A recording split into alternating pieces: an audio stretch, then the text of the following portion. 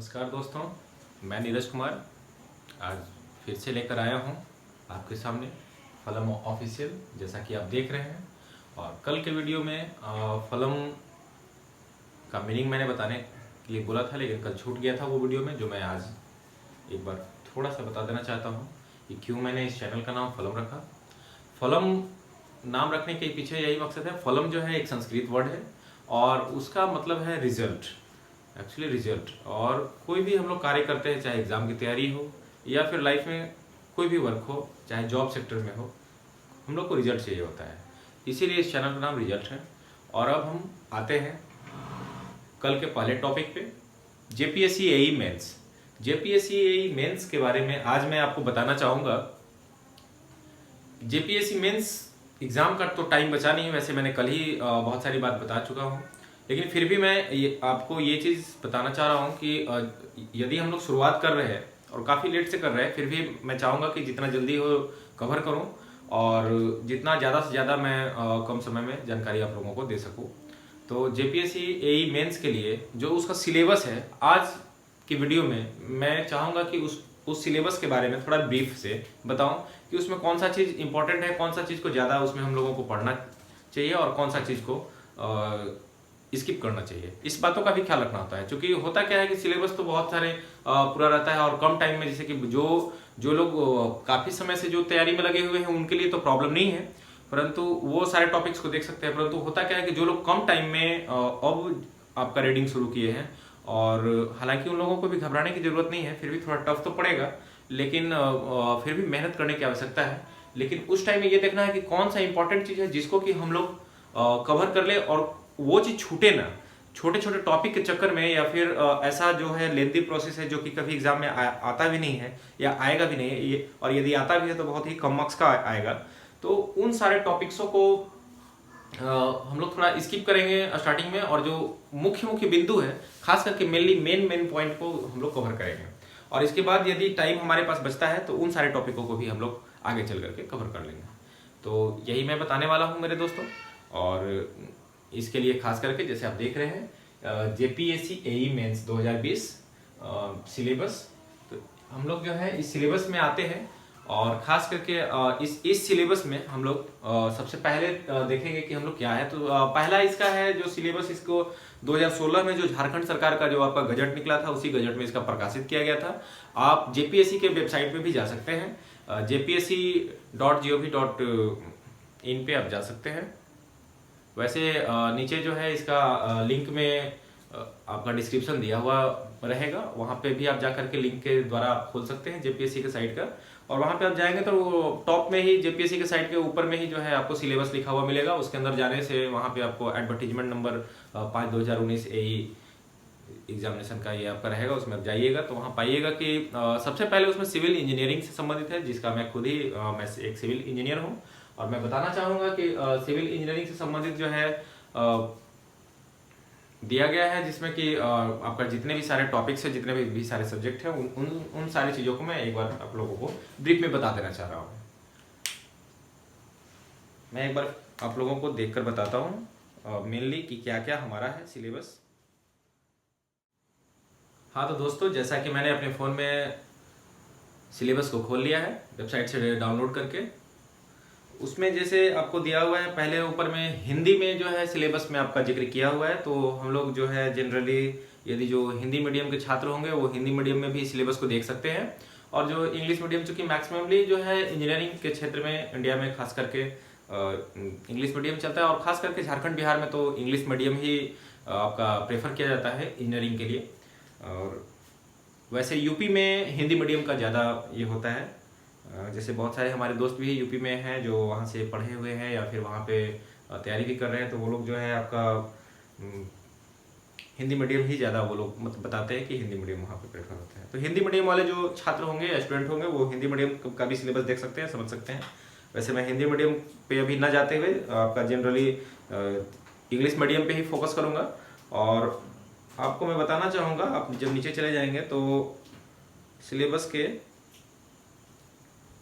वहाँ पे आपका शेड्यूल दिया हुआ है ना, शेड्यूल अपेंडिक्स दिया हुआ है, जिसमें कि जनरल एबिलिटी टेस्ट जिसमें पार्ट ए जनरल इंग्लिश है और जनरल स्टडीज़ है पार्ट बी, ये दो है। इसमें जनरल इंग्लिश जो पार्ट ए है उसमें आपका the question paper is general English will be designed to test the candidate understanding of English and workman like use of words, ये आपका लिखा हुआ है। तो इंग्लिश और ये तो नॉर्मल है, ये जनरल स्टडीज, ये लोग जो है जनरल स्टडीज में आपका करेंट अफेयर्स और नॉर्मल एवरीडे के बीच में जितना भी सारा चीज़ हो रहा होगा और हिस्ट्री ज्योग्राफी संबंधित जो जनरली चीज़ होता है ऑब्जेक्टिव आपके क्वेश्चन आते हैं, और इसके बारे में भी मैं एक अलग से वीडियो बनाऊंगा, क्योंकि ये जो है ये सिंपल सा आपका चीज़ है। मेनली मैं बताना चाहूँगा जो ब्रांच पेपर से संबंधित, चूँकि वो तो सारी चीज़ जो है एग्जाम हो चुके हैं, पीटी का एग्जाम हो गया, तो पीटी के एग्जाम से कोई लेना देना तो है नहीं अभी फिलहाल हम लोगों को। इसलिए मेन हम लोग फोकस करेंगे कि हमारा जो है मेंस एग्जामिनेशन है, और मेंस एग्जामिनेशन में आपका खास करके फोकस होगा सब्जेक्टिव पेपर पे, और सब्जेक्टिव पेपर जो आपका ब्रांच पेपर से रिलेटेड होगा। तो जो सिविल इंजीनियरिंग के स्टूडेंट है, चूंकि सिविल इंजीनियरिंग का ही ज़्यादा वैकेंसी भी जेपीएससी मेंस में था, और उसके बाद जो है आपका कुछ मैकेनिकल्स का था, तो ये दोनों का है, मैकेनिकल्स और सिविल इंजीनियरिंग दोनों का है। तो इसमें सिविल इंजीनियरिंग के बारे में मैं आपको अभी ब्रीफ देने जा रहा हूँ। इसमें पेपर 1 है और आपका पेपर 2 है। पेपर 1 में आपको जो देखना है वो यह है कि सब्जेक्ट हमारे टोटल आपका दिए हुए 6 हैं, 6 सब्जेक्ट से आपका पेपर 1 है। इसमें बिल्डिंग मटेरियल्स फर्स्ट है, building materials, second solid mechanics है, थर्ड स्ट्रक्चर एनालिसिस है, और 4 डिज़ाइन ऑफ स्टील स्ट्रक्चर है, स्टील स्ट्रक्चर के बारे में भी हम लोगों को पढ़ना है, और 5 design of concrete and masonry structures है, मतलब कि concrete and design masonry structure के बारे में भी हम लोगों को जानना है। और 6th जो है आपका construction practice planning and management, construction practice and planning management, खास करके ये जो है आपका डिप्लोमा में थोड़ा सा टच दिया गया होगा, लेकिन एक्चुअली यदि जो डिप्लोमा के स्टूडेंट होंगे, हालांकि यहाँ तो मिनिमम क्वालिफिकेशन बीटेक ही होता है, तो बीटेक में जनरली आपको ये चीज़ पढ़ने के लिए मिला ही होगा, लेकिन बहुत सारे लोग जो हैं इस चीज़ को ये भूले होंगे। हालांकि मैं इसके लिए एक बहुत ही अच्छा वीडियो बनाऊंगा, इसका भी मैंने तैयारी कर रखा है कि आप लोगों को, क्योंकि बहुत सारे स्टूडेंट भी बोल रहे थे कि सर इसके बारे में भी हमें जो है आप एक वीडियो बना करके दें, चूँकि पट ये सब जो है सीपीएम पट से संबंधित जितना भी है, ऑपरेशन रिसर्च जितना भी ये आपका है, इससे संबंधित आप जानकारी दें। इसमें खास करके देखिए मैं इसको थोड़ा ब्रीफ में इसलिए ले जाना चाह रहा हूँ क्योंकि ब्रांच पेपर जनरली सारे हमारे जो भी है मैक्सिमम स्टूडेंट जो है पढ़ते हैं, है ना दोस्तों। तो फिर भी कुछ ऐसे चीज़ हैं जो छूट जाते हैं और वो हमारा नंबर मेकिंग होते हैं, और उसी के कारण से हमारा रिजल्ट जो है ऊपर और नीचे होता है, क्योंकि लगभग सारे लोग तो ब्रांच पेपर पढ़े ही हुए होते हैं, परंतु कंपटीशन में एक मार्क्स के चलते ही रैंकिंग कहाँ से कहाँ तक चली जाती है। इस बात का भी हम लोगों को ख्याल रखना है, और ये बहुत ही ईजी चीज़ है, ईजी पेपर है, तो इस पर भी हालांकि हम लोग आएंगे। तो इसमें आपका जो है आप देख वैसे सकते हैं concrete equipment, earthwork equipment, construction planning and management. Construction planning and management mainly सभी लोग जानते होंगे, एक चीज़ ये है। और अब आपको बताना चाहूँगा पार्ट 2 के बारे में। पार्ट 2 में आपका पहला है fluid mechanics, open channel flow और पाइप फ्लो, और फर्स्ट का ए है ये, और फर्स्ट का बी है hydraulic machines and drop power. Second का ए है हाइड्रोलॉजी, और सेकेंड का बी है वाटर रिसोर्स इंजीनियरिंग, इससे रिलेटेड आपका क्वेश्चन आएगा। थर्ड है इन्वायरमेंट इंजीनियरिंग, और उसमें A water supply engineering, B waste water engineering, C solid waste management. तो ये हमारा पढ़ना है थर्ड टॉपिक में। और फोर्थ है सॉइल मैकेनिक्स, और आपका सॉइल मैकेनिक्स में A soil mechanics, B foundation engineering, foundation से रिलेटेड जो हमारा सॉइल इंजीनियरिंग से संबंधित है, ये भी जो है बहुत ही इंटरेस्टिंग सब्जेक्ट है, इसको भी हम लोग देखेंगे, इससे भी बहुत सारे क्वेश्चंस आते हैं। और आपका 5 में आपका ए है सर्वेइंग से भी बहुत सारे रिलेटेड, खास करके हमारे उसमें कर्व हो गया, कर्व का न्यूमेरिकल ज़्यादा आपका जो है आ सकता है, और मैक्सिमम एग्जाम में कर्व का न्यूमेरिकल पूछा जाता है, मैक्सिमम कॉम्पिटिटिव एग्जामिनेशन जो होते हैं सब्जेक्टिव पेपर में। इसके बाद आपका जो है लेबलिंग से संबंधित भी बहुत सारे क्वेश्चंस आते हैं, तो वो सारे भी हम लोग देखेंगे, उसका भी हम लोग एक अलग से ये करेंगे। इसके अलावा बहुत सारे उसमें थियोरेटिकल टॉपिक भी है जो हम लोग आगे चल करके डिस्कस करेंगे। बी है आपका 5 का ट्रांसपोर्टेशन इंजीनियरिंग। ट्रांसपोर्टेशन इंजीनियरिंग है, इसमें भी बहुत छोटे छोटे न्यूमेरिकल्स होते हैं और बहुत ही छोटे छोटे न्यूमेरिकल होते हैं, कोई खास लेंदी नहीं होता है। और इसमें जहाँ तक देखा गया है कि मैक्सिमम थ्योरी ही आता है और उसे ही रिलेटेड होते हैं, तो उसको भी हम लोग देख लेंगे। तो ये हमारा सिविल इंजीनियरिंग का एक पार्ट है। और इसमें अगर यदि हम आपको ब्रीफ में बताना चाहें तो ब्रीफ में आप जाएंगे तो मेनली जो एक थीम है जो हम लोगों को ज़्यादा देखना चाहिए, अभी जो जितना हमारा कम समय बचा हुआ है, इस कम समय के बीच में जो हम लोग चाह रहे हैं कि हम लोग देखें और इसी के से हम लोग तैयारी करें, तो इसमें आप फोकस करिएगा जनरली जो हमारे हिसाब से, जो मतलब मुझे लगता है कि आपको ज़्यादा फोकस करना चाहिए किस सब्जेक्ट पे कि ज़्यादा मार्क्स आप कम समय में ज़्यादा आप गेन कर सकें। तो इसमें आप जो है फोकस करें, सबसे पहला आप सर्वेइंग को ले लें। सर्वेइंग इंपॉर्टेंट है आपके लिए। सर्वेइंग के अलावे जो है आपका सर्वेइंग के अलावा बिल्डिंग मटेरियल्स है, बिल्डिंग मटेरियल से भी आपका क्वेश्चन आएंगे, है ना। आपका जो है फ्लूइड मैकेनिक्स से क्वेश्चन आएंगे, फ्लूइड मैकेनिक्स का भी न्यूमेरिकल आते हैं। ये है वाटर रिसोर्स इंजीनियरिंग से भी आपका रिलेटेड बहुत सारे क्वेश्चन आएंगे।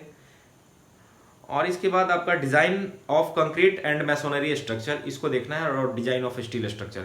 इतने टॉपिक को भी फिलहाल हम लोग देखेंगे जो ये मेन ब्रांच पेपर से संबंधित है। और एक आपका जो बहुत सारे स्टूडेंट का डिमांड था सीपीएम पार्ट से संबंधित आपका जो है कंस्ट्रक्शन प्लानिंग एंड मैनेजमेंट का, तो उसको भी हम लोग देख लेंगे। वो बहुत ही शॉर्ट में ही आप लोगों को समझ में आ जाएगा। वो बहुत इजी चीज़ है, वो ज़्यादा बताने की भी ज़रूरत नहीं है। फिर भी मैं बताऊंगा, आप लोगों को जैसा लगेगा आप लोग कमेंट में बताइएगा। कमेंट में आप लोग जो भी आप लोगों को डाउट लगता है इससे संबंधित आप लोग पूछिएगा, उसका मैं एक आप लोगों का अलग से वीडियो बना दूंगा।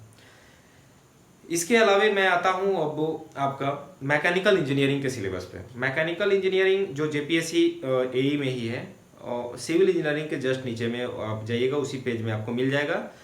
मैकेनिकल इंजीनियरिंग में आपका पेपर 1 एंड पेपर 2 के हिसाब से देखते हैं तो पेपर 1 में आपका जो है thermodynamics, cycle and IC engines है फर्स्ट।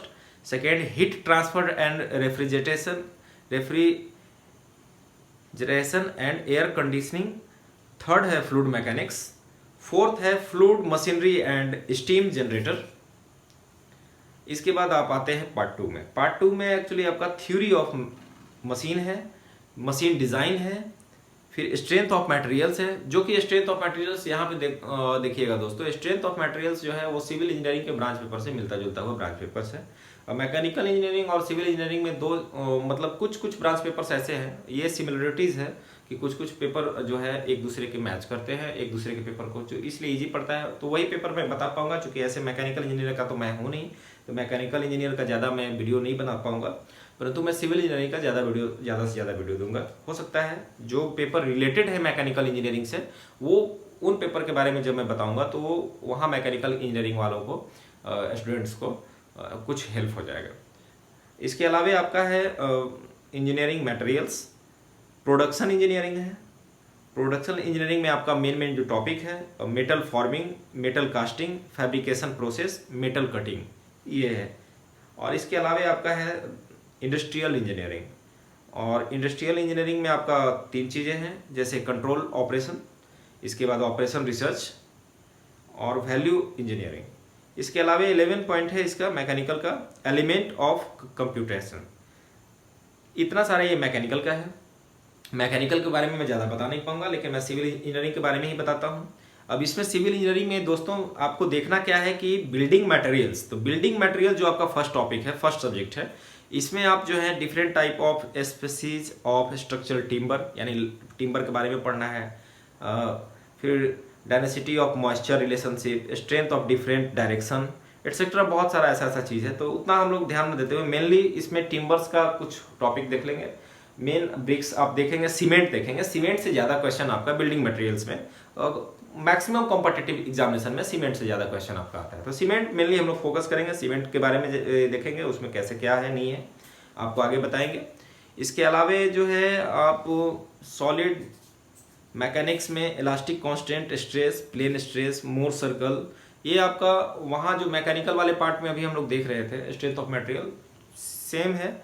इससे हम लोग मोर सर्कल देख लेंगे। मोर सर्कल्स का जो है आपका आता है न्यूमेरिकल्स, है ना, मोर सर्कल हम लोग देखेंगे। इसके बाद जो है इलास्टिक थ्योरी ऑफ फेल्यूर, ये भी हम लोग देख लेंगे, ये इंपॉर्टेंट है। इसके अलावा और भी सारे टॉपिक्स को हम लोग देखेंगे, लेकिन ये मुख्य हैं। एनालिसिस तीसरा टॉपिक है। इसमें जो है हम लोग स्ट्रक्चर एनालिसिस में जो हम लोग देख रहे हैं, इसमें क्या है कि analysis of determinate structure, different method of including graphical method, analysis of indeterminate skeletal forms, moment distribution, slope deflection, stiffness and force methods, energy methods etcetera, बहुत सारे ऐसी चीज़ें। इसमें हम लोग जो है जनरली हम लोग फोकस करेंगे, स्लोप डिफ्लेक्शन को देख लेंगे, और इसके अलावे analysis of indeterminate skeletal forms में जितने भी सारी चीज़ें हैं, ये moment distribution, slope deflection, stiffness, ये थोड़ा टॉपिक देख लेंगे। ये इस टॉपिक से कुछ कुछ क्वेश्चन आ सकते हैं, उतना भी ज़्यादा ये क्वेश्चन इस सब्जेक्ट से नहीं आने वाला है। अब जो हम लोग आगे देखते हैं, डिजाइन ऑफ स्टील स्ट्रक्चर, ये स्टील स्ट्रक्चर से क्वेश्चन कन्फर्म आने वाला है आपका दोस्तों। इसमें क्या है कि ये बहुत ही लिमिटेड होता है, इसमें बहुत ही लिमिटेड चीज़ आपको पढ़ना है, ज़्यादा लेंदी नहीं करा है। डिजाइन ऑफ स्टील का तो बहुत सारा बुक्स है, मार्केट्स में अवेलेबल है, परंतु उतना ज़्यादा दिमाग नहीं खपाना है, नॉर्मल है। आप जो है दुग्गल सर का जो आपका डिजाइन ऑफ स्टील है उसी को ऑपरेट कर ले, ज़्यादा आपको पढ़ने की आवश्यकता मेरे ख्याल से नहीं है। तो इसमें आप जो देखेंगे डिजाइन ऑफ स्टील स्ट्रक्चर, उसमें क्या है, principle of working stress method, design of connection, simple member, built up section forms, design of industrial roof, और principle ultimate load design, design of simple member and forms. मतलब बहुत ही आपका छोटा syllabus है design of steel का, लेकिन इससे question confirm आने वाला है, 1 से 2 क्वेश्चन इसका रहेगा मेरे दोस्तों। तो इसको हम लोगों को देख लेना है। Design of concrete and machinery structure में limit state of design bending, shear, axial compression and combined forces confirm, ये सारी चीज़ तो इंपॉर्टेंट है ही। आपका जो है जितने भी आरसीसी मेंबर से संबंधित जो है, फोटिंग का, वाल का, ऐसा बीम का डिजाइन, ये सब भी आ सकता है। स्टील का डिजाइन आ सकता है कि उसमें कितना स्टील, ये सब है। तो ये इससे संबंधित आरसीसी कंक्रीट से संबंधित जो है क्वेश्चन कंफर्म रहेंगे। ये चीज़ हमारा समझने का चीज़ है।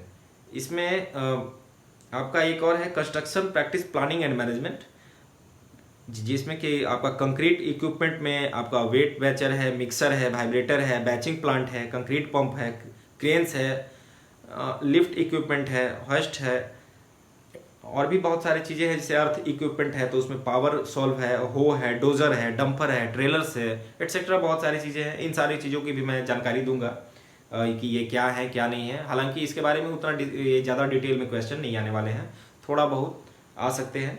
जनरली आपको जो इस सब्जेक्ट में फोकस करना है वो कंस्ट्रक्शन प्लानिंग एंड मैनेजमेंट पे फोकस करना है, और इसमें आपका बार चार्ट जो इंपॉर्टेंट है वही मैं बताना चाहूँगा मेरे दोस्तों। ज़्यादा वीडियो हो सकता है थोड़ा लंबा हो जाए, परंतु मैं जो बता रहा हूँ, चूँकि जो पढ़ना है, ऐसा नहीं है कि पूरे सिलेबस को ही हम लोग एक नोट्स बनाते चले और पता चला कि सिलेबस ही कवर करते करते एग्जाम का टाइम नज़दीक आ गया तो हम लोग पढ़ ही नहीं पाएंगे। तो इसमें जो हम लोग फोकस करेंगे, बार चार्ट है आपका, लिंक्ड बार चार्ट है, work break down structure, activity on arrow diagram, critical path है, क्रिटिकल पाथ का न्यूमेरिकल्स आ सकता है, ये हम लोग देख लेंगे। बेंड बेस्ड नेटवर्क है, पट नेटवर्क से भी संबंधित क्वेश्चन आ सकता है। टाइम कॉस्ट स्टडी, ये भी हम लोग देख लेंगे, इंपॉर्टेंट है। तो इसमें हम लोग यही देखेंगे, इतना ही इंपॉर्टेंट है, ज़्यादा हम लोगों को देखने की जरूरत नहीं है। इस कंस्ट्रक्शन प्लानिंग एंड मैनेजमेंट को हम लोग फोकस करेंगे, इससे क्वेश्चन कंफर्म आने वाला है। बाकी तो उधर आपका थ्योरी पार्ट्स है, थ्योरी पार्ट्स आप लोग खुद से भी देख सकते हैं। हालांकि फिर भी मैं उसका इंट्रो दे दूंगा, उसके बारे में थोड़ा डिस्क्राइब कर दूंगा किसी अन्य वीडियो में। इसके अलावा पार्ट 2 में मैं बताता हूँ, पार्ट 2 में fluid mechanics, open channel flow और पाइप फ्लो। जाहिर सी बात है, अंदर जाने की बात नहीं है, इसमें हाइड्रोलिक जंप एटसेट्रा बहुत सारा चीज़ होता है। ओपन चैनल फ्लो के बारे में, फ्लो कंट्रोल्स होता है, बहुत सारा चीज़ होता है। तो वो वाटर हैमर संबंधित जितने भी चीज़ें हैं, तो उन इससे रिलेटेड आपका न्यूमेरिकल्स भी आ सकता है, थ्योरी भी आ सकता है। तो इस पर हम लोग को फोकस करना होगा, इससे कंफर्म क्वेश्चन आएगा। Hydraulic machine and hydro power, इसमें जो है हाइड्रोलिक मशीन में आपका पंप्स के बारे में क्वेश्चंस, या फिर जो है उसका कंट्रोल, स्केलिंग, ये सब चीज़ हम लोग देख सकते हैं। हाइड्रोलॉजी है, हाइड्रोलॉजी साइकिल, इसमें जो है रूटिंग फ्लड्स, हाँ फ्लड्स के बारे में थोड़ा बहुत हम लोग देख सकते हैं। फ्लड्स इसमें हम लोग थोड़ा पढ़ लेंगे हाइड्रोलॉजी में। फ्लड्स से संबंधित आ सकते हैं क्वेश्चन, थियोरेटिकल क्वेश्चन आ सकते हैं। जनरली कुछ न्यूमेरिकल्स भी आ सकते हैं, जैसे आपका कैपेसिटी ऑफ रिजर्वायर का डिजाइन करने के लिए आ सकता है। तो ये भी हम लोग देख लेंगे। ये भी कोई आपका टफ पेपर नहीं है, बहुत ही ईजी पेपर है, और ज़्यादा टफ बनाने से तो टफ होगा ही, तो लेकिन टफ यहाँ बनाने की आवश्यकता नहीं है। वाटर रिसोर्स इंजीनियरिंग है मेरे दोस्तों, इसमें जो है वाटर रिसोर्स इंजीनियरिंग से संबंधित में हम लोग जो देखने वाले हैं, इसमें design of rigid boundary canals, Lacey and tractive force concept in canal design, ये कैनाल डिजाइन के बारे में इसमें हम लोग थोड़ा देखेंगे, ये हो सकता है कि इससे संबंधित हमारा क्वेश्चन है। अनदर इसमें बाकी आपका थ्योरी ही आएगा, है ना। क्रॉस ड्रेनेज वाल संबंधित ये सब इंपॉर्टेंट ये टॉपिक है, उसको आप देख लेंगे। डिस्ट्रीब्यूशन ऑफ वर्क हो गया, है ना, हेड ऑफ वर्क हो गया, ये सब हम लोग देख लेंगे। और ज़्यादा वैसा नहीं है। लाइनिंग ऑफ कैनाल हम लोग देख लेंगे, सेटलमेंट देख लेंगे, है ना, ट्रांसपोर्ट इन कैलान देख लेंगे। तो ये सारे टॉपिक है, इनको देख लेना है। इसके बाद आपका तीसरा है इन्वायरमेंटल इंजीनियरिंग, जिसमें आपका वाटर सप्लाई इंजीनियरिंग ए है, सोर्स ऑफ सप्लाई एड्स। इसमें जो आपको मैं बताने वाला हूँ मेरे दोस्तों, जो इम्पोर्टेंट्स है, primary and secondary treatment, water borne disease, ये सारे थ्योरी है। और इसमें आपका जो है ट्रीटमेंट भी जो हम लोग करते हैं, रूरल वाटर सप्लाई कैसे करते हैं, इसका कुछ डिजाइनिंग भी है। न्यूमेरिकल बहुत छोटे छोटे न्यूमेरिकल हैं, ये इन सारे न्यूमेरिकल्स को भी हम लोग देखेंगे। वेस्ट वाटर इंजीनियरिंग में आते हैं, उसमें भी हम लोगों को वेस्ट वाटर इंजीनियरिंग में design of sewers system, pumping, ये इंपॉर्टेंट है, इनको हम लोगों को देख लेना है। और ट्रीटमेंट देख लेना है, ट्रीटमेंट के न्यूमेरिकल आ सकते हैं, जिसमें आपका BOD COD से संबंधित रहता है, बॉड कॉड का आपका रहता है। तो ये सारे न्यूमेरिकल्स हम लोग देख लेंगे, जो इंपॉर्टेंट्स है, और इससे ज़्यादा कुछ नहीं आने वाला है। इसके साथ ही आप जो है सॉलिड वेस्ट मैनेजमेंट जो है आप आते हैं, तो इसमें source classification, collection and disposal. Solid waste management में तो यही कलेक्शन एंड डिस्पोजल ही होगा। तो ये बहुत ही छोटा टॉपिक है, इसको भी आगे देख लिया जाएगा। Air and noise pollution and ecology, तो ये तो थ्योरी है, ये आप थ्योरी खुद से रीड भी कर सकते हैं। हालांकि मैं बता दूंगा किसी अन्य दिन की एयर एंड नॉइज पॉल्यूशन के संबंधित, इकोलॉजी से संबंधित भी आप लोग को बता दूंगा, इससे न्यूमेरिकल नहीं आने वाला है। इसके बाद आपका सॉइल मैकेनिक्स है। सॉइल मैकेनिक्स से न्यूमेरिकल कंफर्म रहता है मेरे दोस्तों। और सॉइल इसके बारे में आगे चलेंगे। Properties of soil, classification, interrelationship, ये सारी चीज़ हैं, है ना। Soil testing in laboratory, in situ stress, path and application, shearing resistance, consolidation etcetera. बहुत सारे से सॉइल मैकेनिक्स के, चूंकि सिविल इंजीनियरिंग से मैक्सिमम जितने भी स्टूडेंट होंगे उनको पता होगा कि मैं क्या बता रहा हूँ। तो ये सारी चीज़ हैं, तो ये इंपॉर्टेंट्स भी हैं। और इनके न्यूमेरिकल्स को भी देख लेना है। छोटे छोटे न्यूमेरिकल्स हैं, ज़्यादा बड़े तो होते नहीं हैं, पर फिर भी इनको देख लेना है। और थ्योरीज तो जरूर ही देख लेना है, इसके बारे में भी होगा। और जो मेन इंपॉर्टेंट आपका जो हुआ सर्वेइंग तो आपको देखना ही देखना है।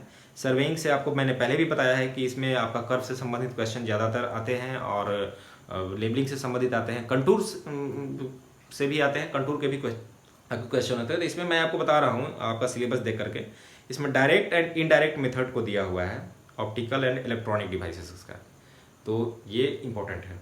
इसके साथ ही measurement of direction, prismatic compass के बारे में है। प्रिज्मेटिक कंपास से भी थ्योरी इससे आ सकता है। लोकल अट्रैक्शन, थेडोलाइट से थेडोलाइट जरूर पढ़ लीजिएगा। थेडोलाइट हो सकता है, क्या आ सकता है ना।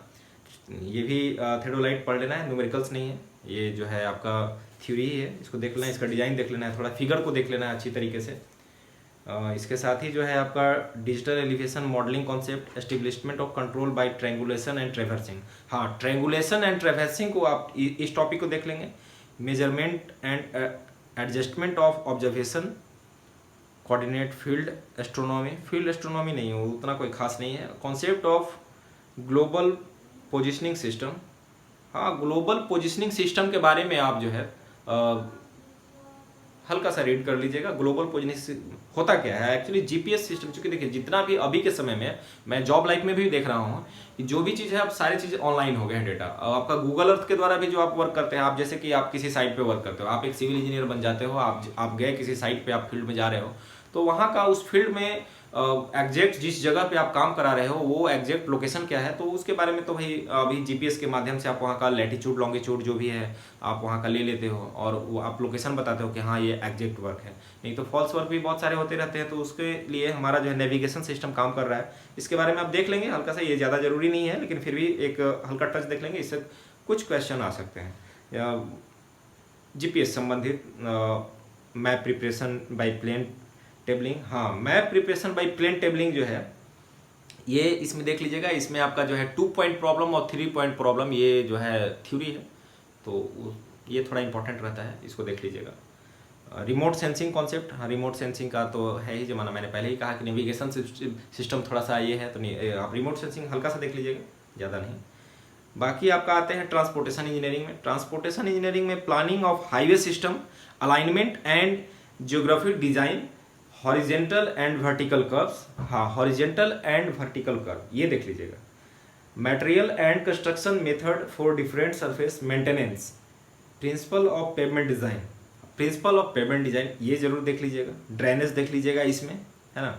ट्रैफिक सर्वे हाँ थोड़ा बहुत। मास transit, drainage, lightning, ventilation, traffic control देख लेना है। इसके बाद आपका जितना भी है इधर बाकी वैसा नहीं है, बस वही है आपका साइड डिस्टेंस, ये सब आपको थोड़ा देख लेना है, तो वो तो आगे मैं बताने ही वाला हूँ। यही है मेरे दोस्तों। इसके साथ ही जो है आपका जोनिंग लॉज है, visual aids and air traffic है। ये थ्योरी पेपर है, ट्रांसपोर्टेशन में मैक्सिमम थ्योरी पेपर ही रहेंगे, कुछ छोटे न्यूमेरिकल्स हैं तो ये थ्योरी पेपर है, हल्के हल्के आप इसको देख लीजिएगा। मेनली आपको जो फोकस करना है मैंने पहले ही बता रखा है, आप ध्यान रखिएगा। वाटर सप्लाई को पर ध्यान रखिएगा, वेस्ट वाटर आप डिजाइन पे ध्यान रखिएगा, सर्वेइंग पे ध्यान रखिएगा,